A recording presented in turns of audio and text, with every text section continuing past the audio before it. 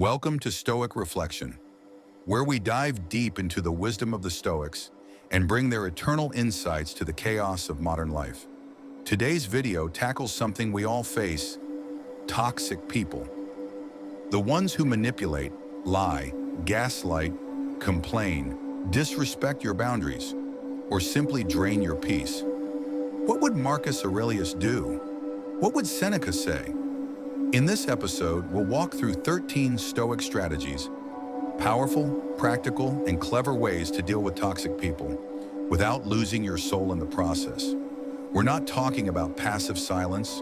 We're talking about inner power, mental clarity, and emotional strength. Whether it's a family member, a colleague, or a so-called friend, you don't have to stoop to their level. So, as we go through each of these 13 ways, I want you to reflect. Have I used this before? Which one do I need to work on? And which one hit hardest? Drop your answers in the comments. Let's build a community of strength, not silence. Let's begin. Number 1, don't react. Observe. When you are offended at any man's fault, turn to yourself and study your own failings. Marcus Aurelius. Here's the first rule when dealing with toxic people. Don't react, observe. It sounds simple, but it's powerful. Toxic people thrive on reaction. They feed on drama. The moment you fire back, argue, defend yourself emotionally, you've handed them control. Instead, stop, breathe, step back, become the observer. Notice their behavior like a scientist. Calm, detached, neutral. Why is this effective? Because it shifts the power dynamic. You're no longer in their emotional game. You're not another pawn. You're the chess master. Let them spin, let them push. But you stand still. Think about your last encounter with a toxic person. Did you react instantly? What would have happened if you paused and just observed instead? Comment below with one situation where you wish you had paused. We've all been there. The Stoic is not cold. The Stoic is calm. Number 2, use the power of silence and set boundaries without explanation. Better to trip with the feet than with the tongue. Let's be honest. We feel a need to explain ourselves, to justify, to defend, to make it clear we're right. But toxic people don't care about clarity, they care about control. So here's the second Stoic tool: silence. When someone tries to bait you, silence stuns them. You don't owe them a speech. You don't owe them validation. When they go low, you go quiet. Because silence doesn't mean weakness, it means self-control. And out of silence comes strength. Setting boundaries. You don't have to yell to protect your peace. You don't have to defend your no. No is enough. Think of a toxic person in your life right now. What boundary are you afraid to set? Why are you afraid to say no? Let us know in the comments. Silence and self-respect go hand in hand. Number 3, recognize what you control. Choose indifference over resentment. You have power over your mind, not outside events. Realize this, and you will find strength. Marcus Aurelius. One of the biggest reasons toxic people upset us is because we try to control them. We try to convince them, change them, fix them. But Stoicism teaches, let go of control and focus on responsibility. Responsibility for your mind, your reactions, your energy. You can't stop the storm, but you can build shelter. And here's a powerful follow-up Stoic shift. Indifference over resentment. They may lie, cheat, betray, but your peace is your responsibility. You don't get revenge. You don't harbor hate. You let them go emotionally, not because they deserve peace, but because you do. Who do you need to let go of? Not physically, but emotionally. Let us know in the comments with one word: release. If that word resonates, type it below. The less you carry, the lighter you rise. Number 4, practice the premeditation of harm. The wise man sees in advance what the fool only feels when it hits. Seneca. Let's face it, toxic people are rarely unpredictable. They're actually quite consistent. They lie, they complain, they provoke, yet somehow we keep being shocked by their behavior. That's where this Stoic tool comes in, premeditatio malorum, the premeditation of harm. This is not about being negative, it's about being mentally armored. The Stoics practiced imagining the worst, not to suffer it in advance, but to strengthen their minds for when it happened. They would ask themselves, what if someone insults me today? What if I'm misunderstood or blamed unfairly? What if someone I trust lets me down? And then they'd answer, so what? I will remain who I am. This mindset isn't about expecting people to fail. It's about removing their power to surprise you, because surprise is where the wound begins. When we're mentally ready, we are less reactive, less emotional, more resilient. You start to see toxic behavior as a test, not a trap. Ask yourself, who in your life consistently acts the same way, yet still rattles you? Type "I see the pattern" in the comments if that hits home. Because when you see it coming, you can rise above it. As Marcus Aurelius said, when you wake each morning, tell yourself, today I will meet with interference, ingratitude, insolence, disloyalty, ill will, and selfishness. Premeditate the chaos and step into peace. Number 5, guard your energy like a Stoic. If someone succeeds in provoking you, realize that your mind is complicit in the provocation. Epictetus. Toxic people are not always loud. Sometimes they're subtle, a sarcastic tone, a backhanded comment, a manipulative silence. But regardless of their form, they do one thing consistently. They drain your energy. They don't just argue. They wear you down, mentally, emotionally, spiritually. And that is why Stoics were obsessed with guarding their peace. Because energy is the currency of your attention. And where your attention goes, your life follows. Ask yourself honestly, who drains you after every conversation? Who makes you feel small, even when they smile? Who shifts your whole mood just by being in the room? These are not small annoyances. These are emotional vampires, and your energy is their feast. Marcus Aurelius wrote, "It is not death that a man should fear, but he should fear never beginning to live." And how can you begin to live if every day you're putting out fires someone else keeps lighting? Guarding your energy starts before the interaction. It's not just what you say, it's what you prepare to feel. So here's how to do it like a Stoic. Set an intention before you engage. I will not absorb what is not mine. Limit time with those who poison your spirit, even if they're family. Don't argue, don't explain. Just redirect your energy inward. This isn't cold.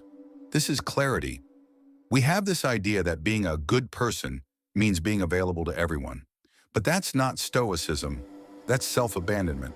So I ask you now, who have you been giving too much of your energy to? Who have you allowed to pull you out of character? Comment below with one word, protect. If that's your focus going forward, own it. Because when your peace becomes non-negotiable, toxic people stop showing up. Why? Because your calm becomes uncomfortable for their chaos. And in that silence, you rise. Number 6, don't expect them to change. You keep waiting, hoping that maybe this time they'll change. You tell yourself, if I'm kind enough, if I'm patient enough, if I give them one more chance. But the truth, some people don't want to change, and some people won't. A man should remove not only unnecessary acts, but also unnecessary thoughts. Marcus Aurelius. If someone has shown you again and again who they are, why are you still expecting a different version of them to show up? This is one of the hardest Stoic truths to accept. You can't force anyone to grow.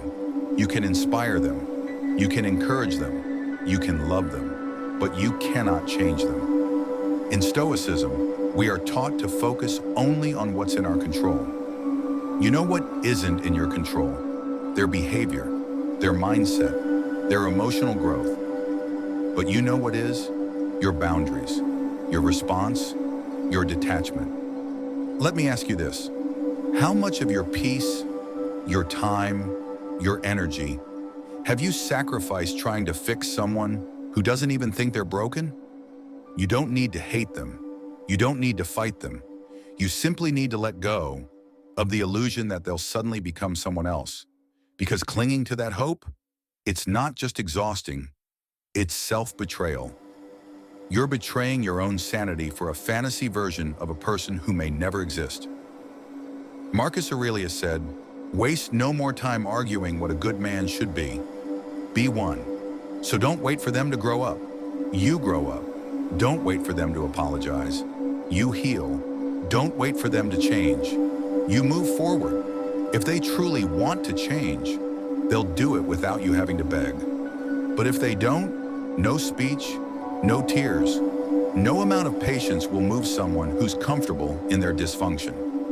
So stop watering dead plants. Reflect with me for a second. Who in your life have you been desperately hoping would change? And what would happen if you simply accepted who they are and chose peace over potential? Let me know in the comments. Because sometimes the bravest thing you can do is walk away with dignity instead of staying with delusion. Number 7, choose your circle wisely. Look closely at the people around you, because the company you keep can either build you or break you. Marcus Aurelius once wrote, "The things you think about determine the quality of your mind." Now ask yourself, who influences the things you think about? If you're constantly surrounded by negativity, complaining, drama, gossip, then don't be surprised when your mind becomes just as chaotic as your environment. You become like the people you spend the most time with. Their habits, their mindset, their standards, they either elevate you or drain you. Let's get honest. Are you holding on to people out of guilt, out of history, out of fear of being alone? Because here's the Stoic truth. Not everyone deserves a seat at your table. Friendship, to the Stoics, wasn't about quantity, it was about virtue. Seneca said, "Associate with people who are likely to improve you. Welcome those whom you are capable of improving." In other words, choose people who inspire you to grow, not those who keep you small. Let me break it down. Are they honest when it matters? Do they encourage your discipline, not your weakness? Can you trust them to speak truth even when it's uncomfortable? Or do they mock your ambition, keep you in toxic cycles, only show up when it benefits them? If the answer is clear, your decision should be too. You don't need a crowd. You need a core, a few real ones, grounded in values. People who challenge you to become the best version of yourself. Because here's the hard truth. The wrong circle will keep you stuck. Not out of hatred, but out of fear that if you grow, you'll outgrow them. So choose your circle wisely. You don't owe your future to people who are committed to the past version of you. Surround yourself with people who respect your boundaries, support your growth, reflect your values, because your environment is either your armor or your cage. Let's reflect together. Who are the top 5 people you give the most time to right now? Are they building the person you want to become, or keeping you comfortable in the one you're trying to escape? Tell me in the comments. And remember, your destiny is shaped by your discipline, but it's protected by your circle. Choose wisely. Number 8, remain calm when they push your buttons. They know how to get under your skin. They poke, they provoke, they press your buttons and hoping to pull you into their chaos. But the question is, will you take the bait, or will you respond like a Stoic, calm, centered, and completely unbothered? Marcus Aurelius said, "You have power over your mind, not outside events." Realize this, and you will find strength. Let that sink in. You don't control how they act, but you always control how you respond. Let's get real for a moment. There will always be people who try to test you. They'll insult you, disrespect you, try to make you lose your composure. And if you're not grounded, you'll react emotionally, you'll say things you regret, you'll give them power over your peace. But when you remain calm, you take that power back, because calmness is not weakness, it's wisdom under pressure. It's the strength to choose clarity over chaos, composure over conflict. Let me give you a simple Stoic strategy. When someone provokes you, breathe. Observe the emotion, but don't let it own you. Remind yourself, this moment is a test, and I am stronger than their chaos. Because every second you remain calm, you win. Let me ask you, how often do you allow someone else's behavior to dictate your emotional state? What would your life look like if you refused to be triggered by every rude comment or childish insult? This isn't about being passive, it's about being powerful without being reactive. Seneca said, "A man who is angry is always a man who is weak." So next time someone tries to provoke you, remember, their behavior is a mirror of them, not of you. You don't have to match their energy. You can rise above it. You don't owe anyone your reaction. You owe yourself your peace. They want your anger. Give them silence. They want your drama. Give them calm. Because that, my friend, is what real strength looks like. Let's reflect. Who's been trying to trigger you lately? And how would it feel to respond with silence instead of stress? Drop your thoughts in the comments. Your calm is your greatest weapon. Number 9, know when to walk away. Sometimes, the most courageous thing you can do is simply walk away. Not because you're weak, not because you gave up, but because you finally understood. Your peace is worth more than their presence. The Stoics were never afraid of letting go.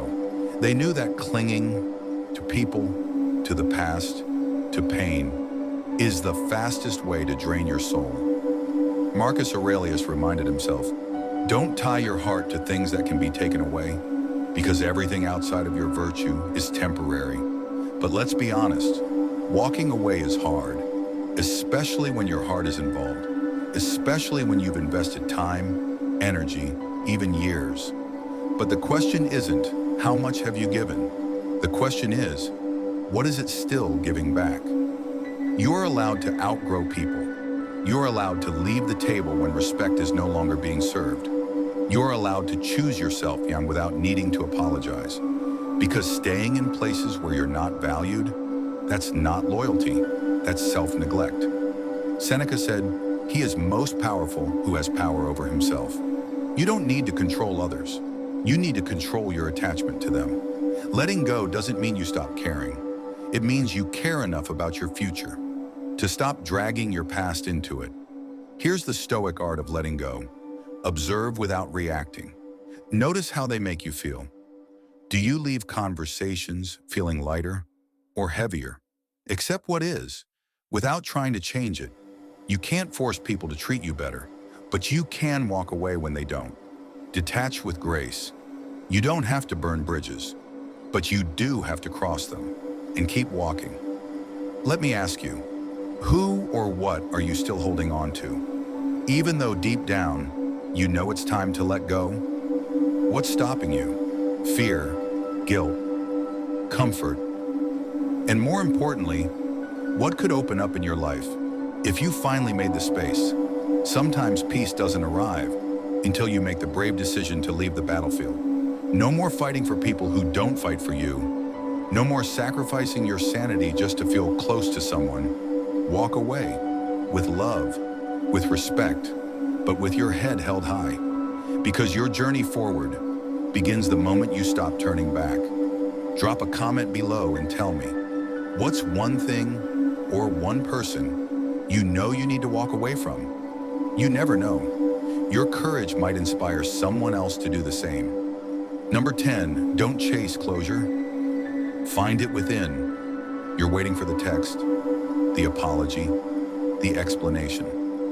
You want to understand why they did what they did, why they changed, why they hurt you. You're craving closure. But here's the hard Stoic truth.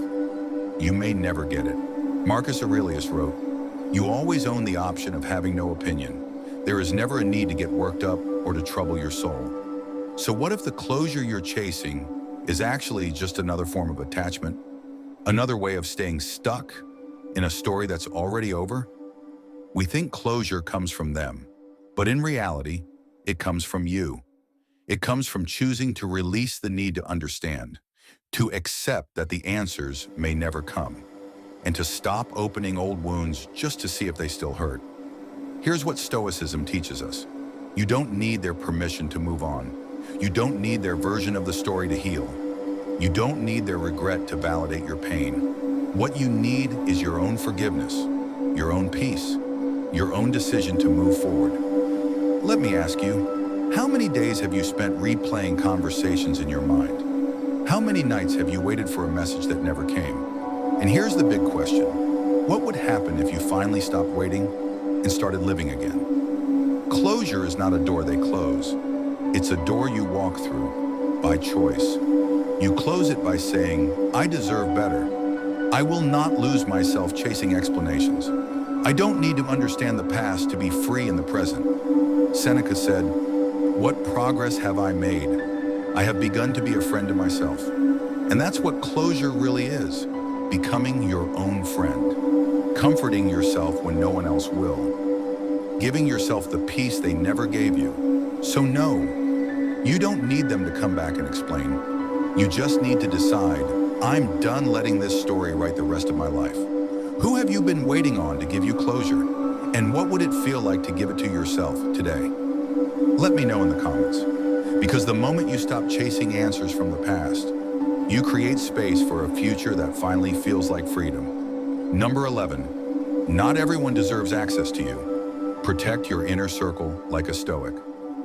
Let me ask you something. How many people have direct access to your mind, your time, your energy, who haven't earned it?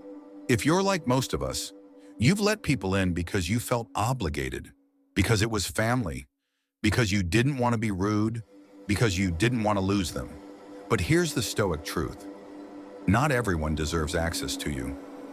Marcus Aurelius said, the tranquility that comes when you stop caring what they say, or think, or do. Only what you do. This is your life, your time, your spirit. And if you're not intentional with who you let close, you'll find yourself exhausted, resentful, and far from your purpose. Access to you should be a privilege, not a right. Not everyone gets a front row seat in your life, especially if all they do is talk over your peace, mock your goals, ignore your boundaries, or take without ever giving. Think of your inner circle like a fire. It gives warmth, direction, and light. But if the wrong people get too close, they'll either try to put it out or use it only to warm themselves while you burn out. So how do you protect your circle like a Stoic? Here's the formula. First, observe who brings value, not just noise. Second, be willing to distance yourself from those who drain you, even if it's uncomfortable. Third, don't explain your boundaries to people committed to misunderstanding you. Seneca said, it is not the man who has too little, but the man who craves more that is poor. Don't crave acceptance from those who can't even respect your soul. Ask yourself, who are the 5 people closest to me? Do they reflect the man or woman I'm trying to become? Or are they secretly hindering my growth? Because your energy is a sacred resource, and when you give it to the wrong people, you rob the right people of the version of you they deserve. You weren't meant for everyone. You weren't meant to carry the weight of people who refuse to carry themselves. You were meant to move with clarity, to grow in silence, to surround yourself with those who see you and still call you higher. Let them call you cold. Let them call you distant. Let them call you different. Because what you're actually doing is healing, focusing, elevating. That's not being rude.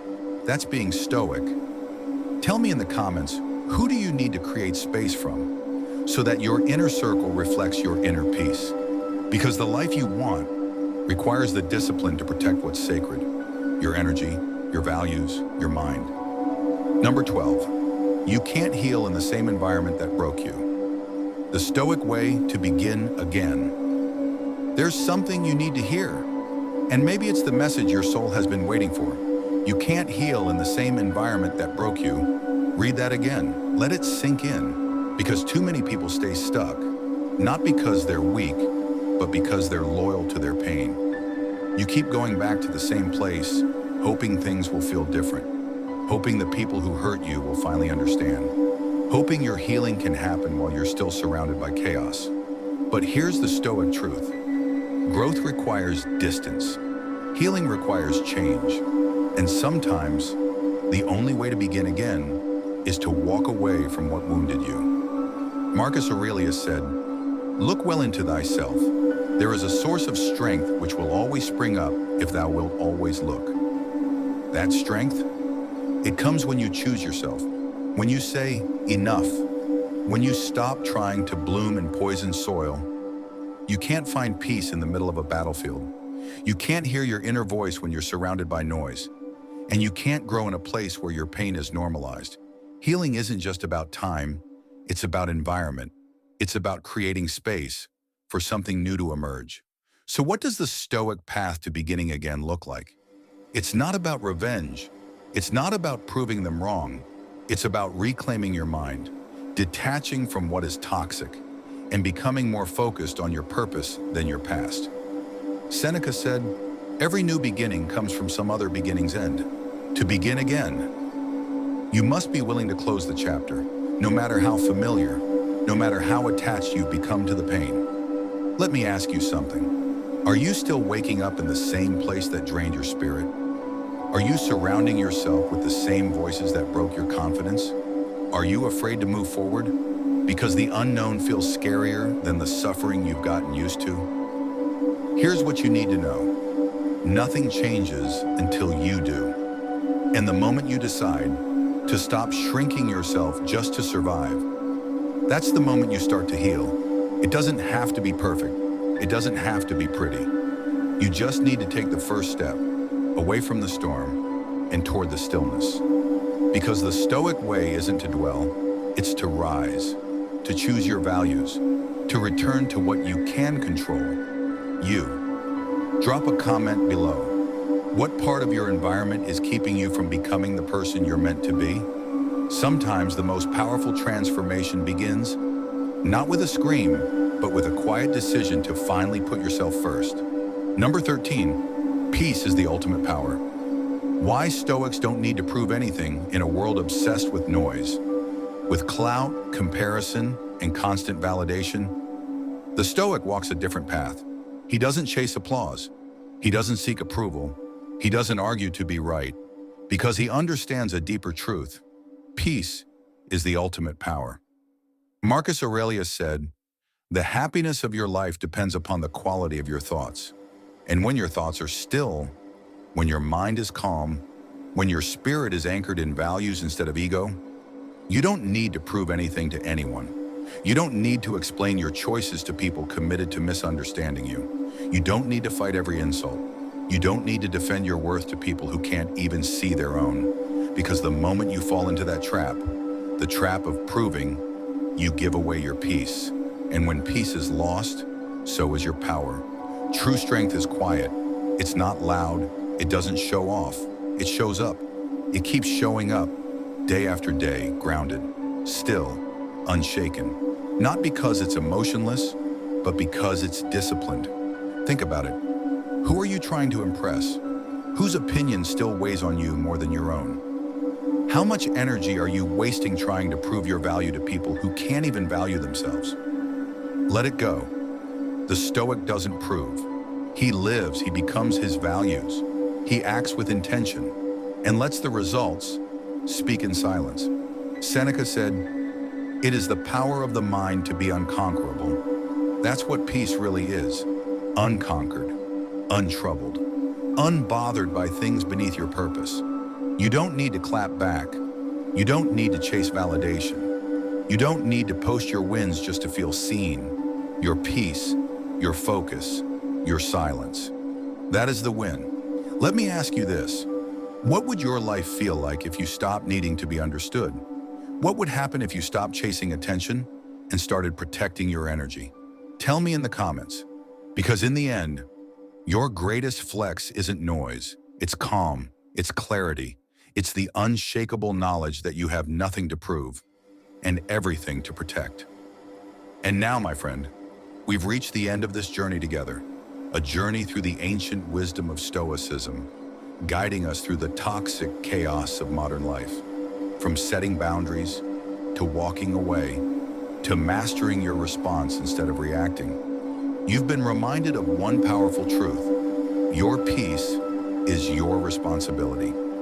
Marcus Aurelius didn't need the world to change. He changed the way he saw the world. And so can you. You don't need toxic people to apologize. You don't need closure from the ones who ghosted you. You don't need to carry pain just because it feels familiar. You are allowed to let go. You are allowed to grow. And you are allowed to protect your space unapologetically. So let me leave you with this. What's one thing from this video you're going to apply today? What spoke to your soul? What are you finally ready to release? Let me know in the comments, because your voice matters here, and someone else might find courage just by reading what you share. If this video brought you peace, clarity, or strength, don't forget to like this video, leave a comment, and share your experience. And subscribe to Stoic Reflection for more wisdom to help you master your inner world and live with power and purpose. Remember, you don't need to scream to be strong. You don't need to prove to be worthy. And you don't need to fight every battle to walk away victorious. Sometimes the most stoic thing you can do is simply breathe, let go, and move on with quiet strength. Thank you for watching. Thank you for reflecting. And until next time, stay stoic, stay grounded, and stay free. This is Stoic Reflection. See you in the next video.